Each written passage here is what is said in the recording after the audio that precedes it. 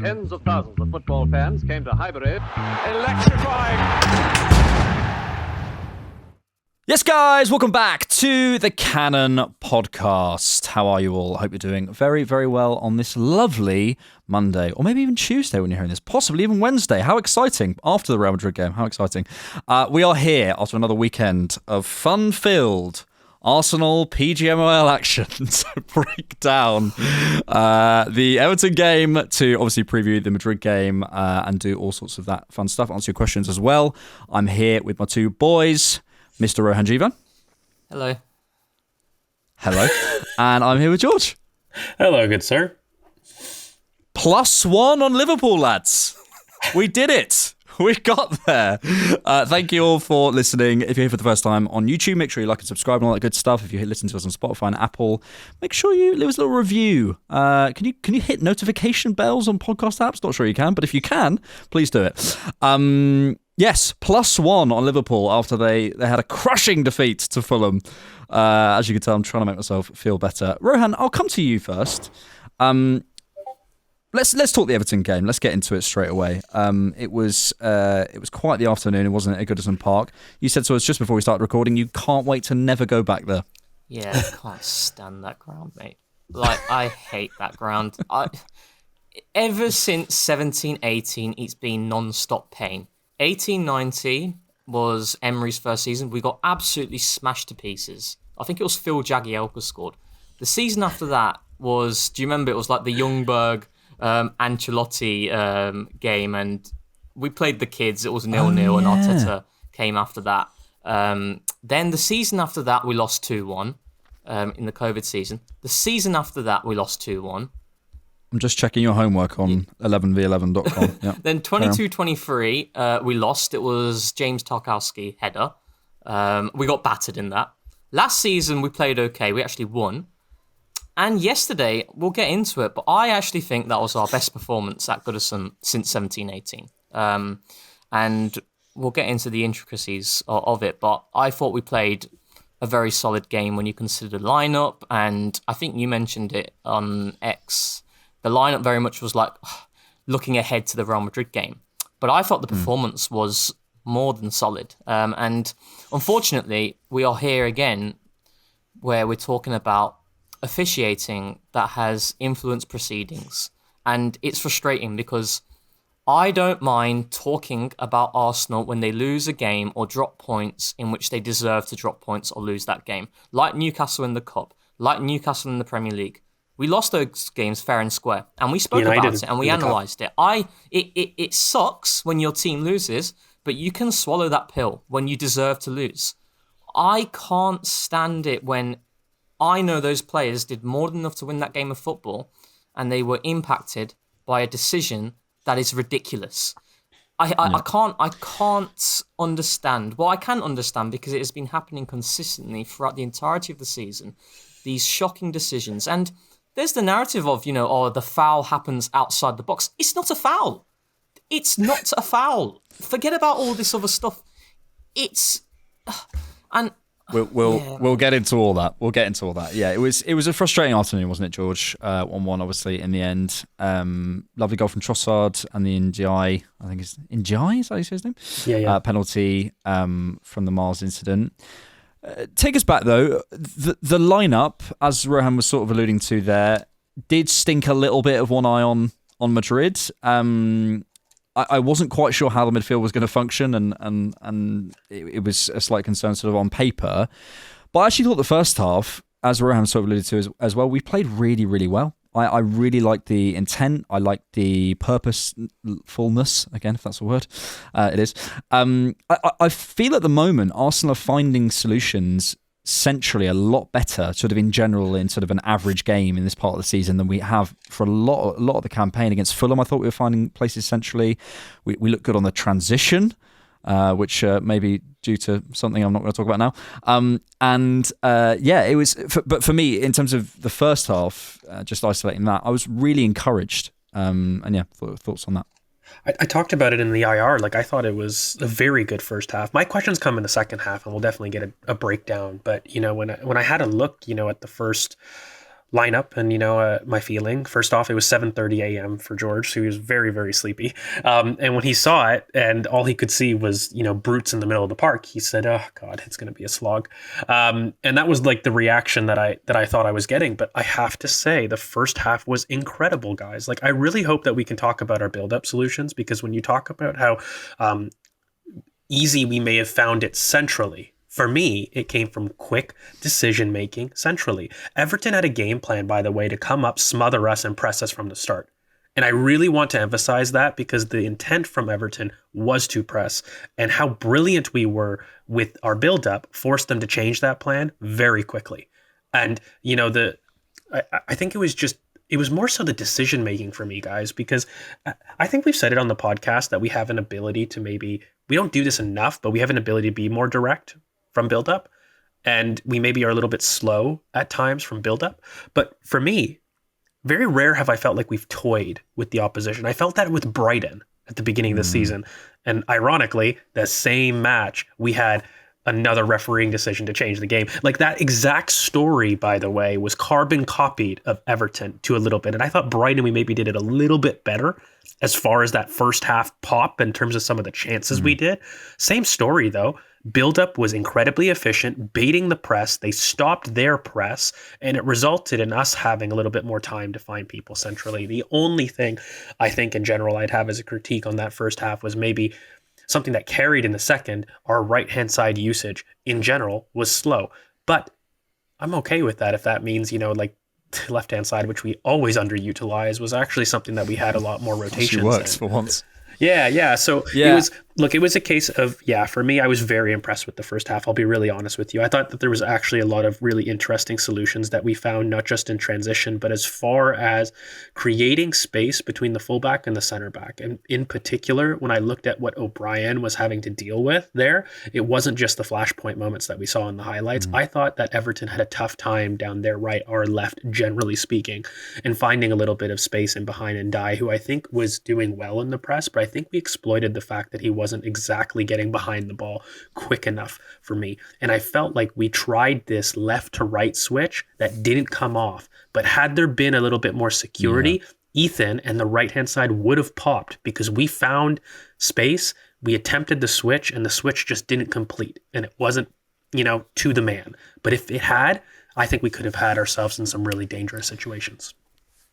It's actually one of my big things about, like, my sort of big bugbears about football analysis at the minute is, like, how often the technical execution isn't mentioned. Like, it's felt like players are robots and they just do the right thing every single time. Yeah. It's always the instruction that's a problem. Well, no, if we ping that ball out to Ethan and it hadn't got out of play 5 times, whatever it was, we might have been away and we might have been sort of lauding the tactics there. I think maybe the only other couple of things before we come on to the more controversial aspects of this game, George, you were alluding to maybe his impact, but I think we should say his name, Jorginho. Weirdly, that game reminded you of the Brighton game. That reminded me a little bit of that Newcastle game in the Sun at the end of 22-23, I think it was, where he's just dictating. He looks so good. I think when we're thinking ahead to next season, Jorginho has his limitations, but having a player like that in the team who can just hold the tempo for a second, pop in and out of spaces, knock it around the corner, take it in difficult situations, really dictate and sort of play with teams. We need that in the side. Can I ask you guys a really quick question before we move on? Because I've had this feeling for a while. Do you guys believe, with all the crap that's been said about Rice, there is this mentality thing that he overcomplicates things in build-up to make a point that he himself can dictate? Have you ever felt like at times he is moving too much because he wants to do too much to disprove an already false narrative about his build-up? Like, I find that when you look at Jorginho and the way that he does his build-up, I don't even think there's a huge technical gap here, guys. It is about making the right decision at the right time. And far too often, like, sometimes not running and letting the space come to you is the biggest point of that position. Yeah. And I do find Rice is that Granit Xhaka-esque, I want to put out fires. The intent is pure. But is that coming from because people make lies about his build-up? And he's like, let me do more. But in the end, you end up taking yourself out of being an option.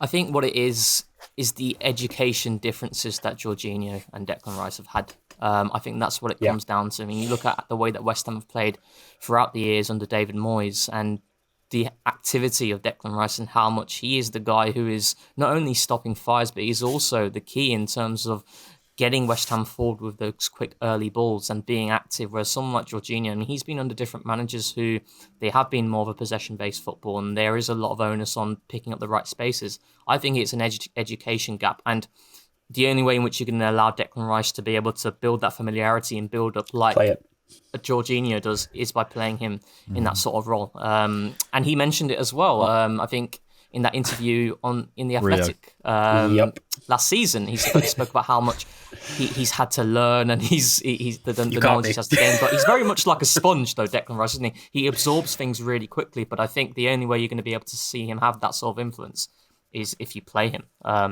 more in that role. It's one of the bingo things on this podcast is Rohan mentioning that Declan Rice interview with Athletic on YouTube. I thought you were going to reference the Rio interview where he directly talks about this. The golf cart. So he talks about the Rio interview. Yeah, where he says it might be. Yeah, I can't remember exactly what it was, but he's certainly talking to Rio Ferdinand, and he's saying it's all about standing still.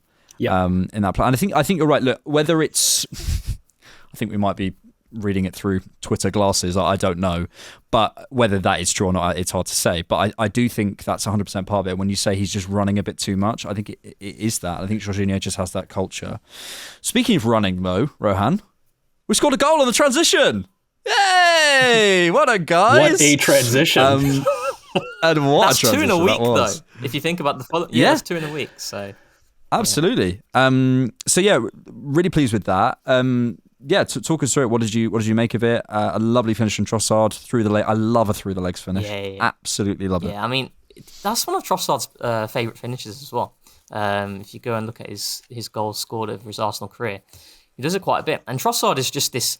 He's just this inevitable guy in which he frustrates you so much, but he produces quality in moments. And I think, this summer is the perfect time to let go of a Trossard. But I think we'll look back at his Arsenal career as one in which he's been a very underrated performer throughout the entirety of his career in terms of consistency in output. But actually, what I liked about this game was, as you alluded to, Jorginho being the heartbeat of some of the really good moments we had in build-up. And the reason why I was really happy with this game, and just going back to the original point, I'd say there's 3 different types of teams in the Premier League. There's certainly more nuances to it, but at baseline, you have teams who have similar ideologies at baseline to us, like Liverpool and Man City. They obviously have differences tactically, but they play with a similar intent and mindset to us in terms of what they want to achieve.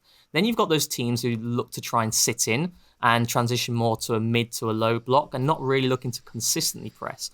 But then you've got these disruptive types of teams who have this physicality in the middle of the park, very much mid block. They will also press, and it's very direct. It's long balls, it's second balls, it's stop-starts, fouls, throw-ins, and it ruins any sort of rhythm you have. And that's what Everton tried to do in this game. And that's why I really liked the role of Jorginho, the role of Miles when he came inside. And I think that was really key in terms of creating these transitions as well, where Kiwior had a really good game on the ball yesterday. Phenomenal. And I mentioned it, think to you, Alex, in the TSB Live, where I don't really like Kiwior, but one thing I know about Kiwior is his range of passing is really good, and the messaging he sends for it really helps. And in this game, these transitional moments that you saw, a lot of them came from Kiwior in terms of that ball over the top and in behind, allowing runners to meet it. Now, I don't know if you saw the Aston Villa Forest game, but Tielemans to Morgan Rogers, again, it's a very similar scenario. It's a poor implementation of the mid-block from Forest in that moment, but that's what you need against these types of teams who are looking to squeeze the middle. You need that ball over the top and you need runners to meet it. And we did this a lot in this game, and that was one of the reasons why you saw a lot of these transitional moments. And we scored one of them, but there were still 2 or 3 others that we certainly should have done better at. So, but yeah, I did like the intent on that aspect. I thought Sterling did well in that moment as well. I think it was one of his better games, although there's not a huge sample there. But that it's certainly a positive, especially when we saw the Saka goal as well against Fulham, which was very much a similar type of sequence. If I were to be extremely nitpicky, because it's more just not their game on Saliba and Gabriel, I think I could see a little bit more adventure in possession over the top 100%. at times. Yeah. And I think Kivior and Ben White are probably both, and when they're playing centre-back, they're players who are willing to play those types of passes. And it's just interesting, isn't it? Like, when we're talking about variety and whether Mikel would constantly change his centre-back partnership, I don't know. But finding different solutions next season, as you say, in a mid-block, I think players who do that can really give you different solutions. Do you know what it is as well? Just going back to the Fulham-Liverpool game, right? If Trent Alexander-Arnold is playing for Liverpool in that game, they beat Fulham. They do. Trent is a cheat code in those types of games. Why? Yeah. Because it's that constant threatening of the ball over the top, the execution, the precision. And what it does is, if you are consistently firing that ball into those spaces where you've provoked the centre-back to jump, when the centre-back jumps, you play that ball over the top, and you do it time and time again. The opposition are then more worried to squeeze the middle, and they retreat. And then it becomes a different game. It doesn't become a physical mid-block type of game.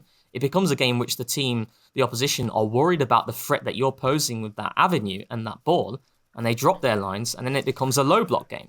So this is something I think we need to do more of. We need runners and we need pace, and that obviously will come with the recruitment that we have in the summer. It's absolutely paramount that we recruit that sort of quality, but also we need these rangy passes. I'd say Gabriel has had that signature ball over the top to Trossard.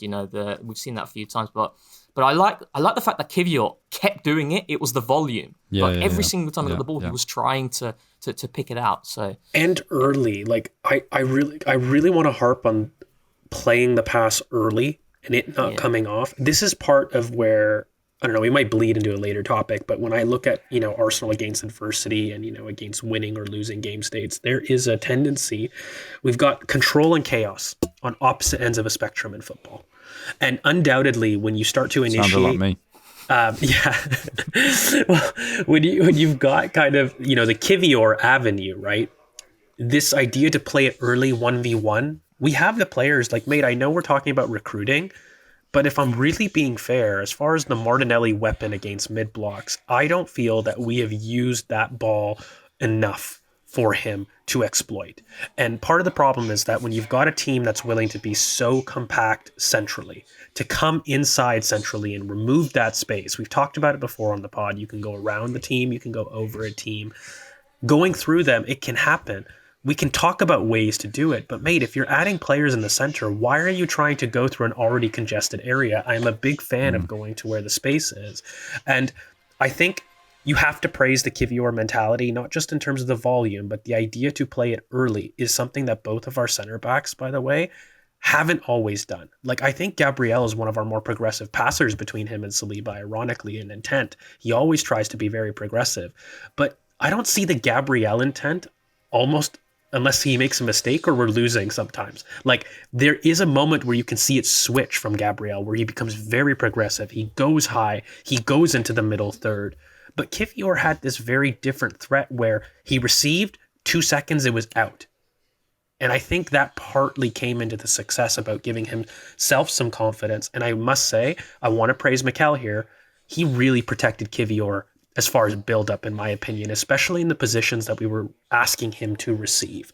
And it was very clear that in the case of a turnover, Kivior was either central center back or somebody that was willing to go out touchline to receive, and the central players in Jorginho or Declan stayed inside. We weren't asking Kivior to receive a little bit higher like Gabriel with that huge space in the channels. And that, to me, is his biggest weakness, is when he's forced to run back and defend into the channels. But as an option in build-up, he was asked, in the case of a turnover, he was either touchline immediately or flanked by Saliba and Miles. There was never a point in which he was really that outside third center back with space behind him. And that gave him confidence. Yeah, just to add a little, a final flourish to that, I think the point about through, round and over is a simple one, but it's so true. And when you know a team won't go over you, you can focus yourself in another place. And I think that's something that we haven't had. And teams just know we won't go over them, so they don't bother. And as Rohan was alluding to earlier, that doesn't change spaces. You can compact things, and it's a big thing. And I also don't think what Kivior did is something Gabriel can't do, or something that Saliba can't do. Yeah. it's not a technical or sort of mental block or anything like that. I think it's a decision, and I think it really helped us. Can I transition this in any way? No, so you nothing. love I've got refs, nothing. Miles, and this Right. is what's happening. so you love the refs. So you love Jack you're Harrison. protecting them. You love him. So you love Jack Harrison. So you're protecting the refs. Such You're low-hanging protecting fruit, your man. place on Saturday Social. This is what I got accused of yesterday. He's scared of not being invited back on Saturday Social, so he won't admit that the refs are biased. Saturday Social producer is an Arsenal fan. Hello, Bobby. Hate Darren. Let's come to it. Hate him. Let's come to it. Miles up against Jack Harrison. Okay, if I am going to do my protecting the refs gimmick, just for a second, the only concession I'll give is on first watch. Because I think what happens is, I think Miles is expecting Kivior to kill me in the comments. Is expecting Kivior to go for the ball. I think on first watch, I would maybe understand a foul on that first action because he gets across him. So maybe you could say it's a 50-50 and sure. Beyond that, even on first watch, it's not a foul. And then how the VAR hasn't seen that it's not a foul. Jack Harrison's waiting to get into the box, then falls over, pulling Miles with him, and that doesn't get turned over. It's yet another example. Rohan, I'll come to you first. We're all going to have our go on this, of just abysmal officiating at the highest level. And another, and again, whether we agree on the why or not, another example of Arsenal having a horrific season in terms of refereeing variance. It's just, I've never known anything like it. It's crazy. I find it very annoying how you have managers, you have players, when adversity strikes and the manager isn't doing his job correctly, the players are not performing to the standard that you expect them, they have to face the music and there are consequences. How referees can continue to make these decisions and get away with it is perplexing. But I'm not shocked by it. Did any of you think VAR were going to overturn it, even though you knew it wasn't a foul? I was I knew it wasn't going to get overturned. No. Do you know my problem at the minute? Well, until Liverpool drop points, and people can hear it on the IR, I think I'm just so beaten down by all of it that I couldn't even find it in me to be that angry. I was just like, yeah, it's fuming, okay. mate. Another one. It's another I was DJ Khaled fuming. says. But Another one. another one. But yeah, I mean, I just find it so frustrating that these referees, they are consistently making shocking decisions. I mean, it's like the James Tarkowski challenge in the Liverpool game, right? How is that not a red card? How is it not? If his foot is planted, he's breaking his leg. I don't get it. And we have had consistently poor, shocking decisions throughout the entirety of this campaign. And when you are fighting for a league title, that is your aim. It's too much. It's too much to handle. Just to spin this, George, so it doesn't end up being, because we could spend the whole time just being like bloody refs. I think we're reaching a bit of a fatigue point now. I listened to Ian Wright on Arsblog, and I don't think I've heard a player who works. He said the person involved in the Tarkowski decision should not ever be allowed to referee ever again.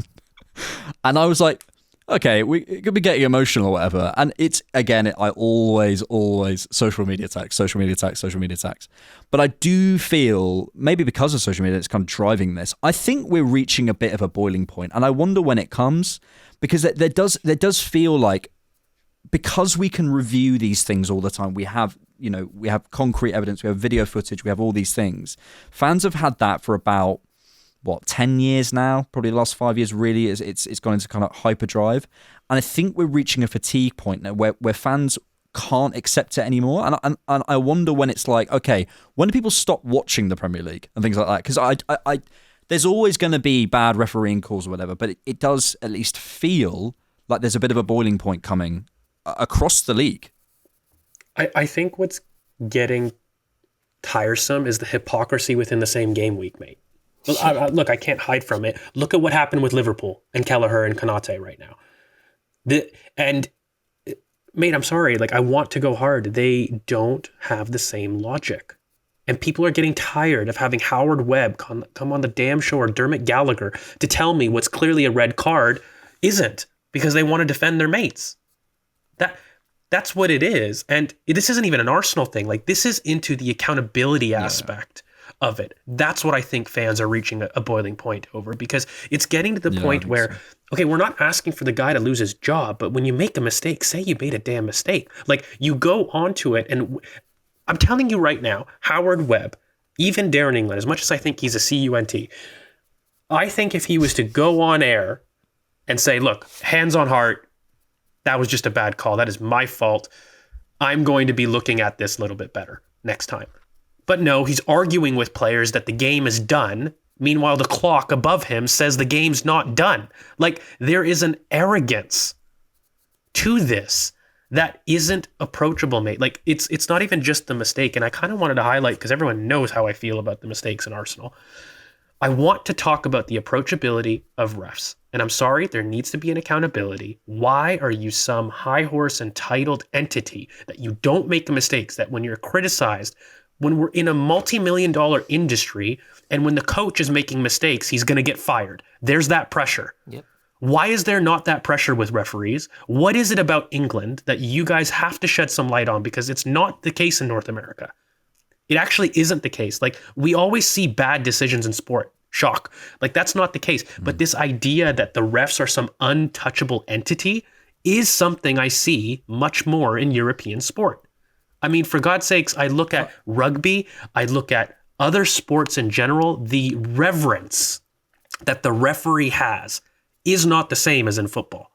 And I have to say, like, is that because of the history of football? Is that just, are we doing something different? Or, and I really believe this with my heart, I have a feeling it's because the refereeing bodies, they have been given too much power, but they drink it, they absorb it, and they don't help themselves, mate, in these situations.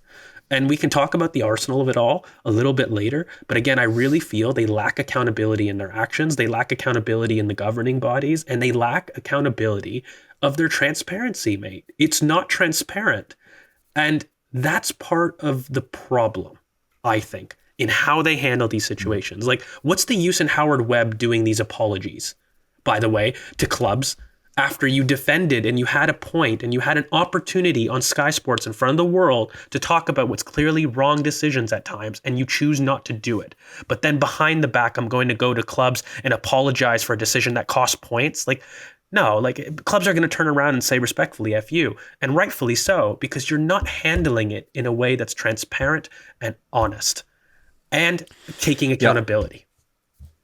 Yeah, and I think that word is the key part here. Whether you believe this to be, club specific or not, as people know, I don't. The accountability is not there. I think you raise a good point, by the way, about it in England and kind of English sports and this coming from. I bet someone way smarter than me could do some kind of social analysis, but I think it comes from the kind of the class system in the UK. I really think it does. I think something that a lot of Americans say when they move to the UK is they realise, oh wow, you guys really do still have the sort of upper middle and lower class type thing. Mm-hmm. And I think there's probably someone a lot smarter, again, who could do this analysis of, like, the ref was the headmaster, the ref was the upper class guy, the ref was the guy who sort of was seen as the untouchable. I think that culture still exists, the authority, and I think the way authority operates in Britain is maybe different. And I think I do feel. I've made this point before, but every time this conversation comes up, it's worth saying, because I can't say it enough. The fact that we have basically not changed who decides football games from the 70s to now, considering how many camera angles, replays, like the idea that one guy in the middle of the pitch still has the authority in a world where there's 4K cameras, semi-automated offside, the fact that he is still the one who makes the final call is just so mad. It's so mad. And the final thing before I come to you, Rohan, and we should move on to a Real Madrid preview, otherwise it's going to end up taking the whole pod. But the final thing, and someone said it, I can't remember who, so forgive me, but I think it's a really good point. Football needs to stop treating fouls and penalties, that relationship needs to be looked at. Yeah. Yeah, like the idea that a foul in the box is every single foul is worthy of a penalty. That rule needs looking at. How you do that, I don't know. But yeah, a trip, a touch, something that is deemed a penalty. Like, we need to consider what a penalty is, what it does to affect the game. And the same, we need to consider what a red card is. What does that do? What does that, and especially in times where we're playing way more games, what does it mean for a squad to play however many minutes, whatever is it, 200 minutes or whatever we played with 10 men? What does that do to their legs? Like, we need to consider the impact of these things. I think that rule needs looking at. But yeah, Rohan, you have the final say here. I mean, I just... if you want to. I've got final say if he doesn't. I've got more than enough energy. I know you do, George. That's why I said Rohan. I know it's not easy. A referee's job, it doesn't matter. A referee could have an immaculate game, right? And let's say it's Arsenal versus, I don't know, Chelsea, and let's say Chelsea win. It's at the Emirates, but the referee has an immaculate game. The referees will still get a lot of stick regardless. It's just part and parcel of football, and that's where it is a little bit sad. But that's just how it is.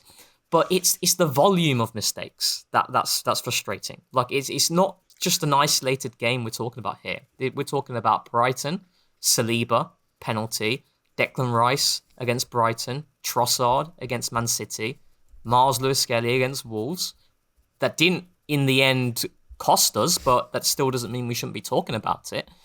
And now yesterday as well. These are games that are influencing the outcome. And I hate this idea in which you then have this perspective of, Arsenal should have done better after that. It's like, I get that, but at the same time, why are we always being scrutinized for certain things when the referee has clearly been the biggest problem here in terms of impacting the outcome and the game state? Like, I find there's two questions that I've got for you guys, and I'm not going to extend it because we will do another podcast to talk about the impact of this long term. Yeah. But you've got 60 seconds. Yes, there's clearly.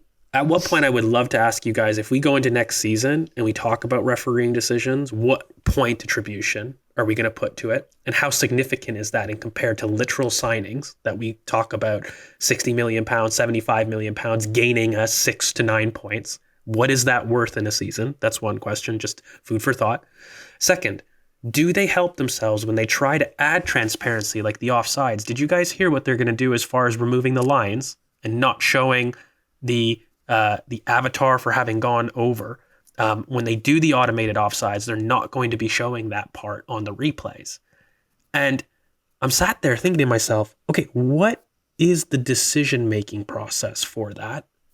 Like, that, all that did was help transparency.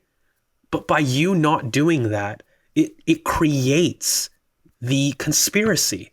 Like, you have the technology, we've seen it. Why are you now choosing not to have that fully automated plane that, by the way, is part of the technology?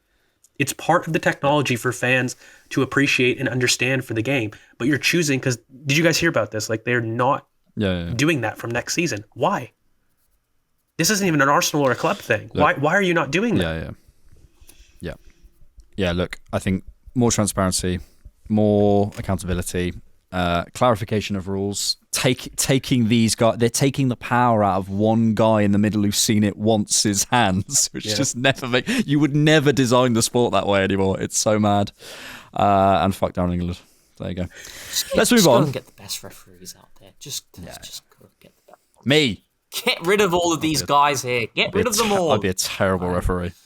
I'd crumble. Real Madrid. We face Real Madrid tomorrow night in what is a very, very exciting game at the Emirates, which Rohan, have you managed to get tickets for? I haven't. I'm back. There he was on a live a few weeks ago. Have you? Boasting. Have you? No, of course I haven't. Mate, I'm on the instant reaction, and if I got tickets, I would still be on the instant reaction. No, I would never leave. What are you on about?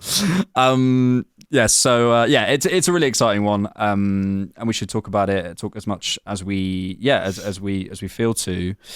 I'll come back to you, Rohan. In terms of, I guess, the starting 11. Let's start there. What would you go for before we sort of talk tactics and how we approach it? Yeah, so I want Norberto Neto to get his second start at Arsenal. No. So I think the back four is very interesting here. I think Kivior will play. And the reason why I think that is because I think if it wasn't going to be Kivior, I feel like Timber would have came on and played centre-back minutes, and Partey would have came on at right-back going into the Madrid game, just to get some minutes on their belt in those positions. That's the feeling I have. It's not something I would want to do. Now, Kivior had a very good game, but I worry about him against Real Madrid. I really do. And I think the impact that has on us in terms of our press and what it's going to do for Declan Rice not being able to commit fully, I worry about that. So I wouldn't go with that. I would go with Ben White at centre-back, and I would go with Saliba at left centre-back, personally. I think Ben White, again, he did look a bit rusty against Everton. He has looked rusty since he's came back, and that's understandable. He's been out for such a long time.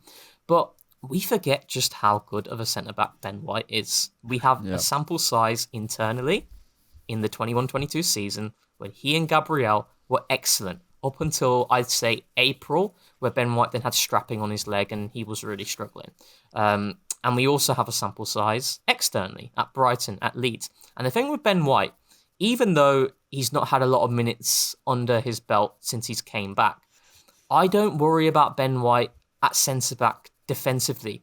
Ben White is a very good defender in central spaces. Ben White is not a very good defender in wide spaces.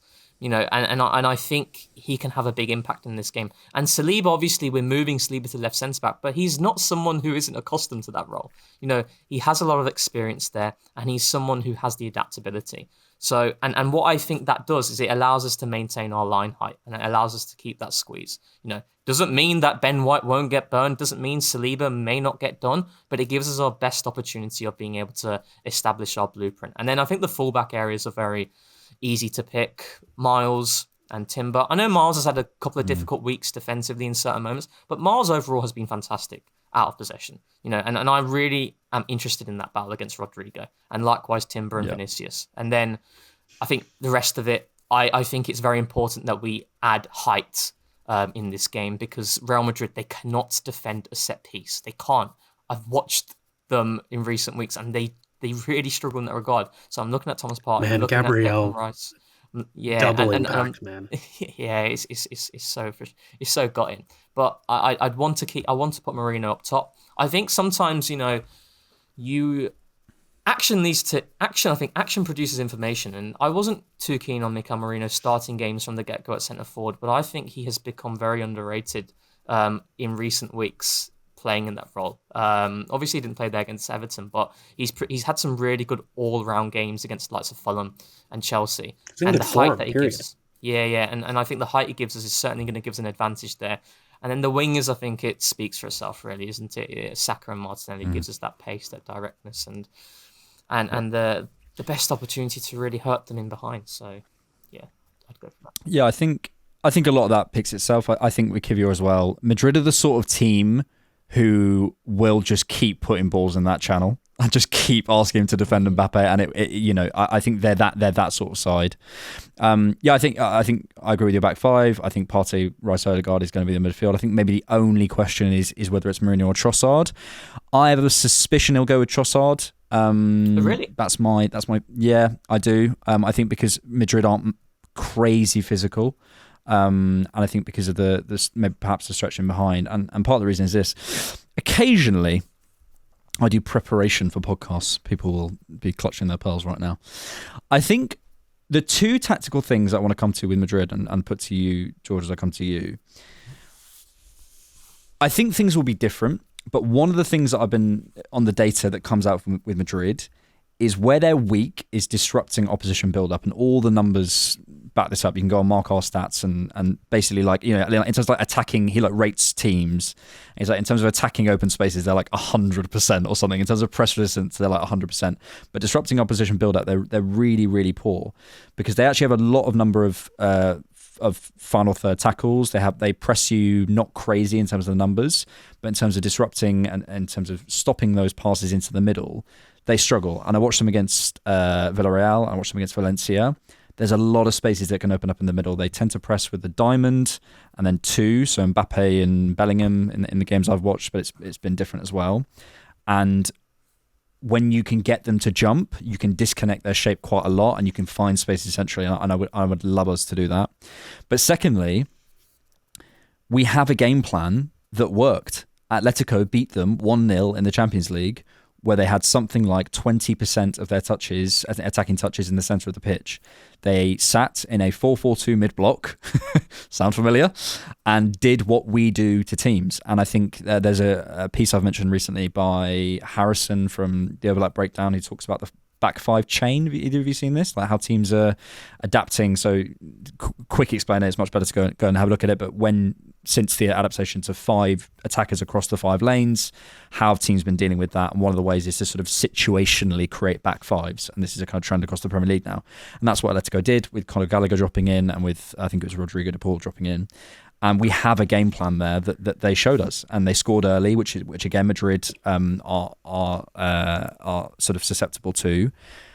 Look, they're Madrid. They're an unbelievable team. If you get them in and around your box with space and time to kill you, they will kill you. I don't care who you are. You can be Saliba, you can be Gabriel. They will kill you if they get shots off in the box. But I think we can starve them of touches. I absolutely believe we can get Vinny Jr., Mbappe, Rodrigo, Bellingham, whoever, probably not Bellingham, but those two specifically. If we can drop their touches down, there's a game here for us. And I think in a way, especially at home, this suits us. But yeah, how would you approach this, George? Yeah, there's a couple things. As far as Madrid very specifically, I had made a post about it. I've noticed in watching a couple games of Madrid, they have a real problem with dealing with runners from deep. And in terms of their blindside awareness of dealing with numbers running from deep, and especially in the wide areas, because yes, their wingers don't track back enough as much as we do. And there is space there. And so the early outlet as far as our wingers, we know what they're like. Saka and Martinelli, as far as playing as outlets, could be something really potent. It's about finding those balls early. And one thing that I do want to quite add is that one run Miles Lewis-Skelly does in the second half against Everton, in which he becomes Moussa Dembele reincarnate and is able to carry from his half up. That running power is going to be critical, and exploiting the space that Madrid can leave if you break their first press. I have a slightly different interpretation to the Kivior thing with you, Rohan. Like I look at it, Timber was very questionable as far as a knock, so to speak. But I actually viewed him in the group with the Thomas Partey, the Martin Odegaard, the Martinelli, the Saka that is being saved for Madrid specifically. And when I looked at it, it was a case of I really need to give Ben White minutes to start. Mm-hmm. And because he hasn't had some, because the only reason I can see with the rush to do that, by the way, for Everton, is for use in Madrid. Otherwise, as far as I'm concerned, give Ben White 20 minutes. Give him 20 minutes against Madrid and let it be a slow burn. But the decision just rehab-wise to start so soon makes it seem like I want him to start within the next week, and he can't do that for the first time against Madrid. So I actually think we may not use... I think Kivior has asked a question with his man of the match performance. That's the question for me, because now you're debating form within it. But I do think the plan was actually not to have him. I think we've definitely got a case for a potential White Saliba center back, which I think you would prefer. Not that you thought... Yeah. I think you would prefer that. And the reason, by the way, I'm going to also add that is the build-up concern. Ben White, for me, one of the few players in the squad that genuinely doesn't care about football to an extent. But I do this in a sense of what will the Bernabeu and that tie represent? There are certain players, by the way, that we know could be a big game for them. I think this is a very big game for Martin Odegaard in a lot of ways. He is returning to a home. This could have some serious impacts on him, good and bad. Like, I don't know how he'll take it, but this is a big game for him in a lot of ways off the pitch as much as it is on the pitch. And when I have a look at things in the middle of the park and making sure our buildup is as secure as it can be, the Miles and Timber 1v1 fullback battle writes itself. I don't think anybody is in doubt about that. But the one thing that I do doubt with the Kivior aspect is in a turnover and being fed with Bellingham, are you going to get turned? And can you maintain confidence when you get turned? That is something that with Kivior I'm not 100% on. Whereas with Ben White, he can get turned and then 30 seconds later he's playing a half space cross into the box because he's not affected by that type of thing. And I actually think it'll help Ben with his fitness, playing center back, of course. We all know those things. But as far as the tactics go, having two center backs that can play balls early and having two full backs in Timber and Miles that can carry from deep to release our wide outlets that is going to have space out wide, for me is going to be the biggest thing. And I really hope that, Odegaard is allowed to float between the lines and not do the progression thing. Let Timber and Miles be those lateral progressive runners and the release. Like draw Madrid in, release out wide, because the left back situation, the right back situation is going to be a question for Madrid as far as probably Valverde. Is Fran Garcia going to play? And I think Courtois makes it, but really Madrid also, guys, they're not primed defensively. And everything that I've seen this season is a team that struggles against low blocks, but also themselves defensively, they succumb to goals. They outscore you. They are the Unai Emery quote of I will score, 3 and concede 2. Yeah. Yeah, I think specifically on your point about the wide outlets, they played Vasquez and Garcia at the weekend against Valencia, 5-7 and 5-8. Yep. And I think Saliba and Ben White, whoever it is, can keep knocking those balls into that channel and deal. They're that's a winger and their second choice left back. They're playing Tchouaméni at centre back, and George, your point around, I think they got Ceballos out, they've got Militao out, they just got Alaba back. Their Lunin was on the bench at the weekend. They had to play their third choice goalkeeper. In terms of their confidence in their back five, I think all season it's been all around because they've had all sorts of injuries. So we can absolutely exploit that. And if we ask questions with those balls, I think that's really somewhere to go. And also just to give some numbers to what you were saying about their goals, they've conceded 61 goals so far this season. Arsenal conceded 46 in the entirety of 23-24. That's 29 goals in 30 La Liga games. So won a game, because that's how maths works. 8 in the Copa del Rey and 5 in the Supercopa, and 19 in the Champions League. So 19 goals in 12 games. We've conceded 6 in the Champions League, although we have played 2 less games. They have scored 119, but let's forget that. Do you know what it is, though? Do you know what it is with... Let's forget that bit. Do you know what it is with Madrid? And this is the point where you look at two teams very differently in the sense of there's a lot of emphasis on rest defense, right? And Arsenal, from a rest defense point of view, are incredible. When we attack the base that we have out of possession to be able to contain and deny transitions is fantastic. And I don't know if you guys saw Sander Berg from Fulham. He spoke about how... You know we did. He spoke about how Arsenal, in terms of out of possession, it's like someone's controlling them, with a remote control, and they just know where to be. And the thing that we do so well is the ability to suffer without the ball and be confident in doing so. And this is where you're looking at those transferable qualities of what you saw of the Atletico Madrid game to Arsenal. And this idea of, dropping a situational back five is not something new to Arsenal. We've been doing this for 3 years, and it comes a back six as well at times. I don't know if you remember, but last season at the Etihad, when Manchester City forced us to play a different game and they pushed 6 forward, we pushed 6 back. That's what we do. There are obviously question marks in terms of how that actually hinders us in an attacking sense because we've got so many players behind the ball. But this is something that is what Mikel absolutely wants. And this is where it's a complete contrast to a Real Madrid and a Liverpool where they keep their wingers high. Why? Because from a rest attack point of view, they advocate that because it gives them the opportunity to break quickly and hurt you. They are very much a team in which you throw a punch, fine, but we'll throw another one and it's going to be harder than yours. And that's how they win games of football. And that's why they are so inevitable. And they are the only team in which science just can't quantify how they constantly win games in the high-octane moments. I have seen Real Madrid get battered, absolutely battered over the years, but they always find a way. And this is where you're always on edge. We talk about all the things we can do, but Real Madrid, they're always in the game, and that's always the worry, It's just for sure. Just like that. What's the cultural impact for you guys of this season to beat a Madrid? Oh, mate, it's not even just this season. Like, I think your Or in point general, about Ødegaard as well. Like, if Ødegaard can put in... This is the sort of thing that transforms teams. and eras. Like it's that big. If you go and beat Real Madrid, even if we got to the final and lost it, even if we got to the quarterfinals, they're as Rohan has said a billion times, they're the final boss of the UEFA Champions League.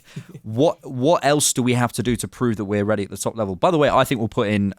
I have no doubt that the performance will be brilliant. I actually really don't worry about that. It's the result I'm worried about.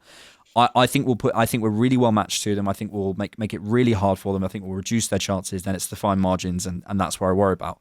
But I think we'll put in the performance. But a result to send round Europe like that for a Martin Odegaard, for a William Saliba, for a Ben White, for if Jakub Kiwior plays at any part in that, for a Martinelli to refine some confidence and stuff, and he's found his Brazilian passport at just the right time. That is really exciting. And kind of on that, I'm not going to put on the inspirational music, but we should do this. You get one thing to say to the boys before they go out there. I have my phrase, and I'm going to take it before either of you say it, because I think George will probably say this. I get one thing. Play the team, not the badge. That is the one message I would give to this team before we go out there.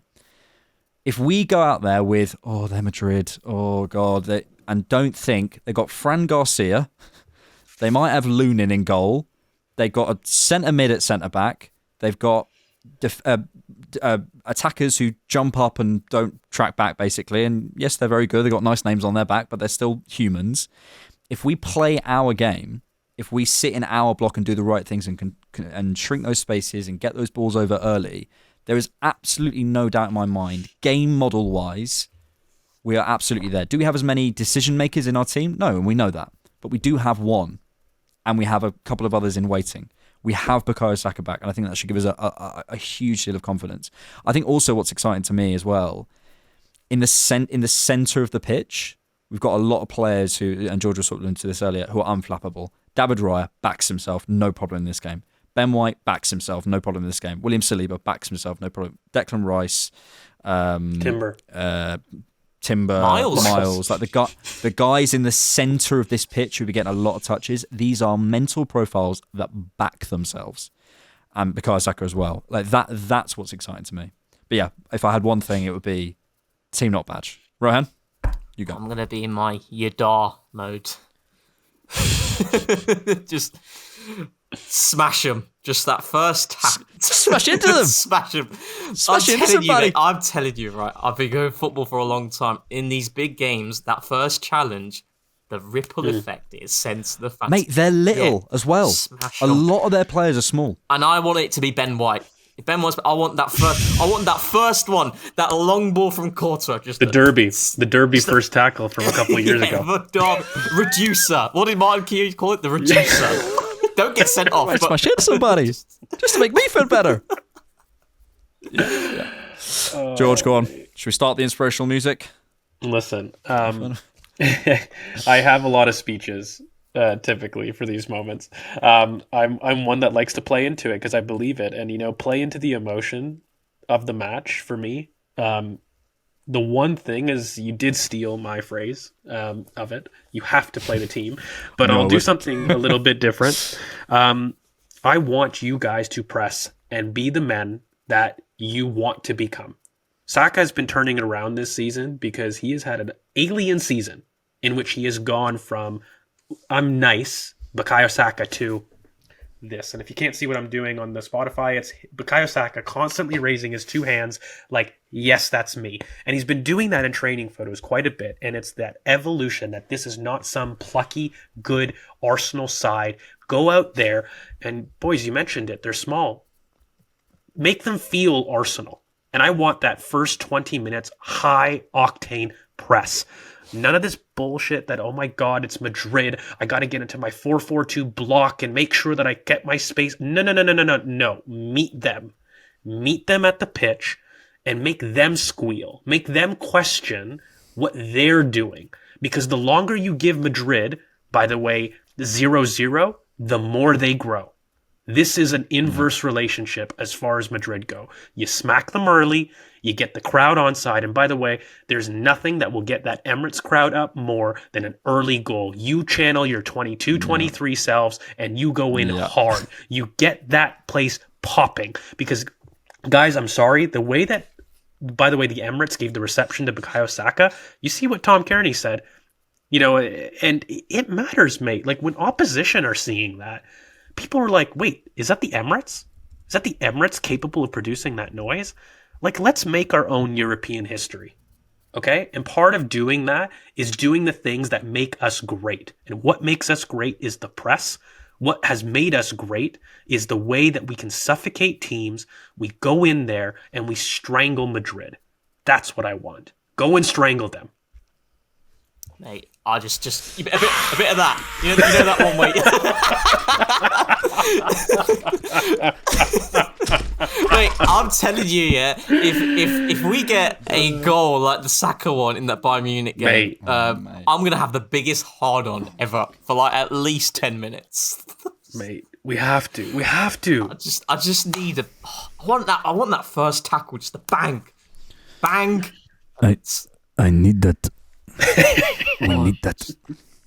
Do you remember that 21-22 season, right? It was against Spurs. It was the Stuart McFarlane pre-match. Is that his name? McFarlane, the photographer. Whatever his name is. It's like that first tackle. These fans will be with you. And it was Ben White on Son, and he just smashed it, absolutely nailed him. And I was like, I'm thinking more that Harry Kane one where he's like, press, fucking score, fucking goals. Right, let's come to as many questions as we can before I get hard on about thinking about Bukayo Saka scoring against Madrid. We'll come to the Discord first. Thank you so much for your questions. If you'd like to join the Discord, remember you can do so by becoming what, Rohan? a Patreon YouTube member. Very good. And what do you get, George, if you become a Patreon or YouTube member?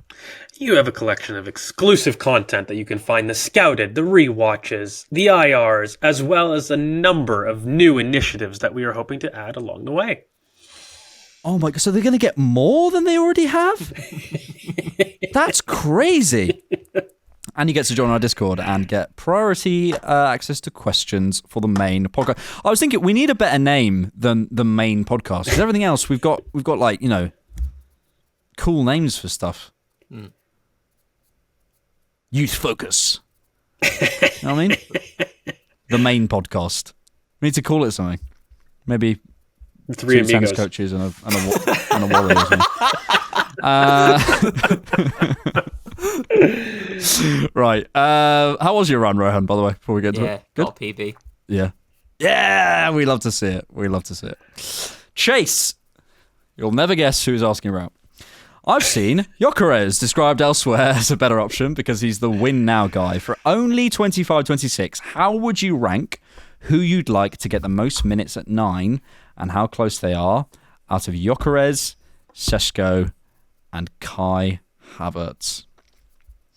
So you hate Gyökeres, George. That's what we established. Mm-hmm. Yes. Look, it is... I think people have looked at the David Ornstein link and have seen him in the shirt, and therefore... no effect at all. has changed a little bit of perception. Look, I think I would love to get Rohan honestly on the pod after revising and doing some video watch, because this is a very polarizing person. Part of my problem is, mate, between those three, I see Kai Havertz potentially leading the number 9, and like when I have that question, I'm sorry, like that's just not what I'm looking for in the forward recruitment. When I'm looking for genuine changes, and I think the debate between Šeško and Gyökeres is one where Gyökeres is very good at a particular skill, but a lot of his fundamentals change when the picture changes for him, and when the picture is not in a particular game state, a lot of his fundamentals go away, and so the player he becomes is very different. And when people are telling me, but yes, George, he gives us something we don't, I'm like, yes, I hear you, but if he's playing a 90-minute game, that game state isn't the 90-minute game. And also he has to work with people within our squad, by the way, to play the 90-minute game. And if he's an elite finisher, by the way, then guys, we're having a very different discussion about what the forward market means. And that question about who is the starting number 9 for Arsenal consecutively is not excellent at a game state. Okay? And that's the problem. So, I think between the two, with Sesko and Gyökeres, you're basically looking at a case of both people that will need adaptation, by the way. But the question is, after that 18-month adaptation, who do you believe becomes a better solution in more ways? Could I ask? And who's not 29? Could I ask both of you a question, actually? It goes into Gyökeres. And let's say we sign Gyökeres, and I think Kai Havertz at left centre mid is something Mikel will continue to persist with in certain games next season, right? I think when you look at exactly the way teams set up, the way that team's set up with a back five, there are certain things that Arsenal do when they face certain types of teams. And this is very nerdy, and we could get into it in a different pod, but when teams play a back five, Arsenal use the diamond. They always use the diamond. Why? Because it allows you to get 6 across the last line very easily, to overload that last line. And it's Kai Havertz playing as that second striker, drifting, roaming, and making runs. Would a Gyökeres and a Havertz work, do you think? Or I'll ask you a question. What do you need for Kai Havertz to run beyond that mid block? What does your second forward need to be able to do skill-wise? We won't even talk Gyökeres for a minute. In order to allow Kai Havertz to be that tip of the diamond and in the midfield to run in the Aston Villa, what does your second forward need to provide? You're trolled. He needs to do this. They're going to hate you. I don't care. I saw some of those comments. They were so nasty, man. It's a serious, but it needs to be able to drop in and link play and find people in behind, like realistically. Okay. And look, is that Gyökeres? I think no. Look, I think the thing people look again. People are subjective. We also in the scouted. I think we were both saying this is like a Chelsea, Spurs, United. Like it's not a bad player at all. It's just a question of what you're asking him to do at Arsenal. What we're really asking him to do is come in and win as a Premier League and a Champions League. And for me, it's no better summed up by the idea that he giveth and he taketh away.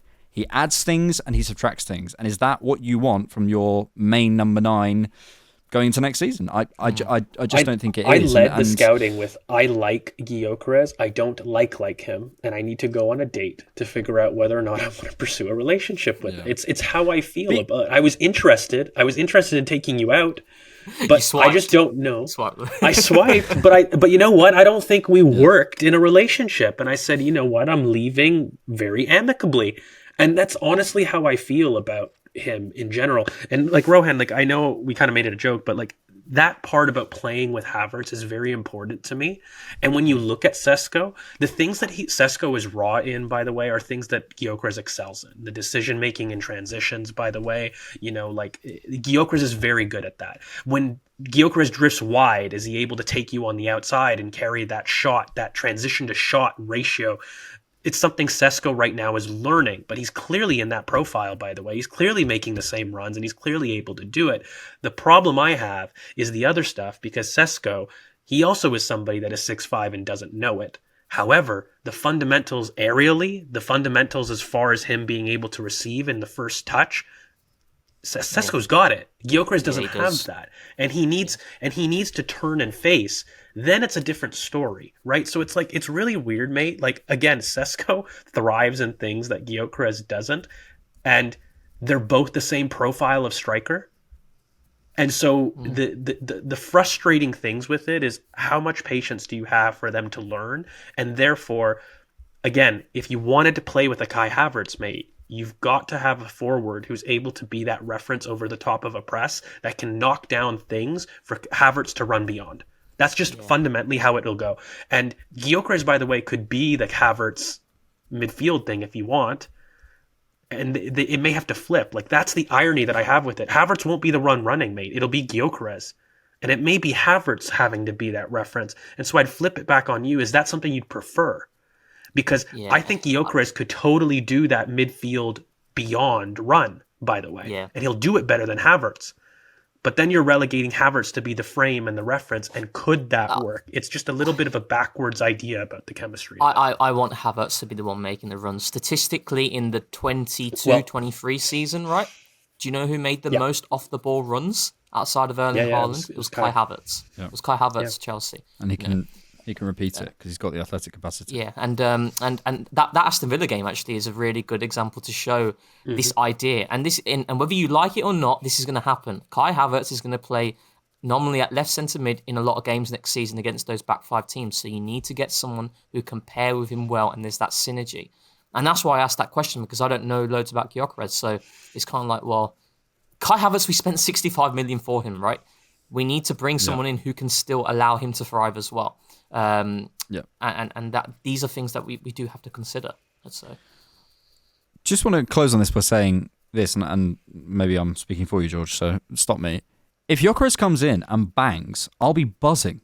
I don't want to be right about a player. I want Arsenal to win. Like, that's what I want. But the thing that frustrated me, and I spoke about it on the TCP Live, I really do feel there's a branding thing here. I'm sorry that there is. Like, there's 100% a branding thing, and the fact that the link has come out from a reliable person. Maybe there's an argument you could construct for Gyökeres, but if I told you about a striker in another league, and I'll tell you what the league was, 40% of whom's goals were from penalties, who was called Steve Schwartz, and you'd be like, okay, like there's something about the fact that he does this and he's Gyökeres, and we've seen him in the Chinese and the way he runs and stuff. The question is always translation. And what I haven't seen personally, and I could be wrong, is someone explain to me why those translation concerns aren't fair. They might have made another case, which is also fair. Do you know what I mean? Like, you can make a case for him, and I could make a case for him, but I haven't seen anyone break down why the translation concerns aren't a problem, and that is the question. Whether 'tis nobler in the mind to suffer the slings, that is the question. That's a Shakespeare reference for you. Like, unfortunately, whether we like it or not, just saying goals equals he'll work in the Premier League, that's the question, the translation. And I think you have to ask those questions personally. Lads, I'm going to ask my own question here. Oh, okay. You ready to come with me on a delusion-based path? Journey. Arsenal. Everton, draw. That happens. Brentford, win. Ipswich, win. Crystal Palace, win. Bournemouth, win. Liverpool, win. Newcastle, win. Southampton, win. 84 points. Liverpool, Fulham, loss. West Ham, draw. They're awful, West Ham. They're absolutely... Leicester, win. Spurs, win. Chelsea, loss. Arsenal, loss. Brighton, loss. Crystal Palace, win. 83 points. I can't believe we lost to West Ham. I genuinely can't. What do we think of that? Just when you said West Ham. Is it still on? Just when you said West Ham, I can't believe we lost to West Ham. Graham Potter has been awful since he came to West Ham. Gave them 3 points. George. Come on. Give me some copium. Dreaming is free. Yeah, dreaming is free. Dreaming is free, man. Dreaming is free. Let me dream. Just respectfully, my mind is on Madrid, and my investment in the season is on getting through that and what that represents. And the league shall taketh its own way. And if I get into the refereeing potential of being +3 versus +1, I'd let you dream a little bit more, Alex, my boy. But we are in a situation in which I am invested in Madrid, and I think that scenario Amen to that. Amen is to that. not something I'm breathing much life into at this point. And by the way, I think there was this worry about Arsenal not getting second. They get second. Like, come on. Yeah, crazy. It's just like the other teams around us are just like... I wasn't so sure at kickoff at full time yesterday. I was like, oh, Jesus. Actually, results-wise, in that aspect, it was actually really good for us. It's like everyone else got points. Who's that guy? Is it Skinner? I'm not a bit shaky, a bit shaky. No, that's Danny Dyer, isn't it? That's not Skinner. No, that's Thomas Skinner. It's Thomas Skinner or Tom Skinner. I swear there's a Danny Dyer one as well. Danny Dyer. The one in the car. There probably is, yeah. We'll finish with this from Dan, who's at DJB Takes, who says, best use of Ethan against Madrid. I mean, I'd certainly want him inside. Number 10. I'd want him inside personally. And as an mate, imagine Ethan comes on, scores like the winner. Mate. Oh my god, I'm manifesting that as well now. But I actually think with Ethan, right, I feel a bit sorry for Ethan because the service that he's received in recent weeks, the balls that he's been getting, the messaging hasn't been good at all, and it's put him in really difficult situations to really create in those moments. And also, it's kind of like a different topic, but a lot of teams are really going very aggressive on our right hand side, which is making it very difficult for players on the right-hand side to have a big impact, and we're not switching quick enough when we build through the left, so we're struggling to get them in the game. So for me, I think an Ethan coming off the bench, it needs to be inside as an interior. Mate, the spaces that Real Madrid do afford, you think of Ethan receiving in that space and then getting that extra yard, he's going to threaten Courtois seriously in those moments. So if you're going to give Ethan minutes, like substantial minutes from the bench, put him in those areas that can give us that sort of inevitability, that strike towards the far post, which is his trademark. And he can do that in that role, as opposed to having him chainsawed on the touchline. Yeah, so. Mate, a little bit controversial for me in that aspect. Like, give him the Trossard false 9 role and get Marino a little bit deep to run off the edge of that, and like just let Ethan float and be inside. He is our best threat, by the way, outside the box. That Ethan, finish outside the box, it's trademark. How ridiculous is it that he's got a trademark anyways? But the fact that it's against Madrid and it's like that, that's going to be huge in any game state that I would want Ethan on. I wouldn't want him to start, and the reason I'm putting Ethan on is because I'm looking for a goal. And so in that situation, get him central, and exactly like what you've said, he was this close. He was this close to scoring against Inter with that same type of action when he came on. That close. Getting the ball inside, he turned, I can't remember who it was, he got the shot off, and he was that close. And I think that that could be really something to look at as the game develops towards the dying end, having someone like that who's fearless as well. And by the way, it's kind of why I talked about that Marino switch, because it actually could be a way to shore us up out of possession. Get Marino a little bit deeper to win those duels, but allow just that sharpshooter in Ethan to let fly and have a little bit of that freedom up top. By the way, I don't think Mikel will do this. This is just what would George do to get him in. We'll finish there. A huge night awaits. The Champions League. Arsenal versus Real Madrid. It's going to be big. Ben White's going to play. Saliba's going to play. Saka, Martinelli, Odegaard, our boys. George and Rohan, thank you so much. Thanks so much for watching. And thanks. Oh, fuck. I thought it was the end. I timed it so well. Thank you so much. And thanks for keeping it Arsenal.